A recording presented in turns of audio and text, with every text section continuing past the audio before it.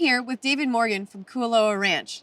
David, can you tell us a little bit more about the ranch? Sure. It's been around for quite a while. I'm the sixth generation of my family here. It was originally started by my great-great-great-grandfather in 1850. And it's been a cattle ranch for pretty much all that time. This might be the most beautiful cattle ranch I've ever seen. Oh, it's incredible. It's incredible.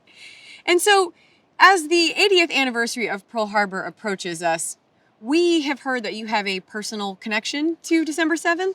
Yes, 1941, my dad had graduated from college the June before. And so he had moved home and he just started working for a company in downtown Honolulu. And he was living in the house where he grew up, which was in downtown. And on December 7th, that morning, he and his brother had decided that they wanted to come out to the ranch here, but they didn't have much gasoline in their car. And so they were driving around downtown Honolulu trying to find a gasoline station that was open. And while they're driving around, they noticed that there was a whole bunch of airplanes flying around up in the sky and little puffs of black smoke. And they thought that was very curious because leading up to that day, there had been a lot of practice with anti-aircraft guns that was going on.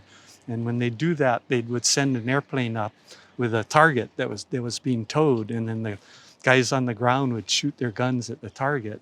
But when the shells exploded, there would be little puffs of white smoke in the air. And this is now puffs of black smoke instead of white smoke. And so they're curious, looking up and thinking, what's going on here? And they saw an airplane get hit and go down.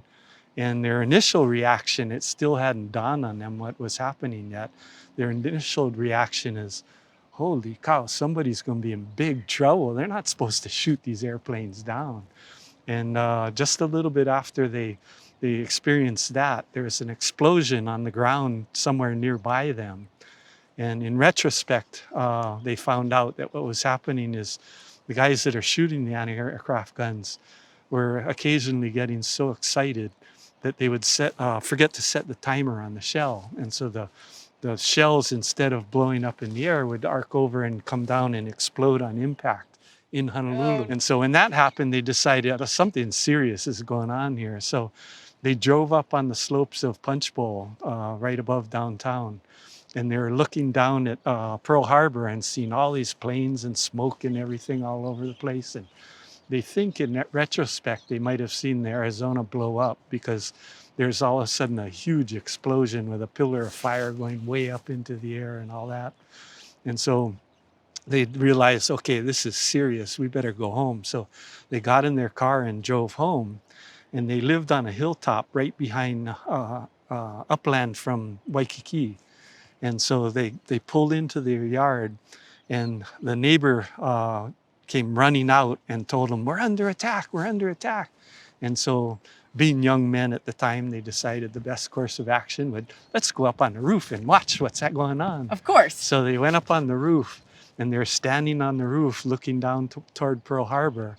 And then down Manoa Valley, nearby their house, these two airplanes come flying down the valley at treetop level. And when they reach their house, the two planes bank a turn to go toward Pearl Harbor. And as they're turning, they can see the red circles on the wings. And then when the airplanes started to straighten up, the one that was closest to them was close enough that they could see into the cockpit and see the pilot's face. Wow. And while they're looking at him, they saw the pilot turn and look back at them and waved, and then he flew off.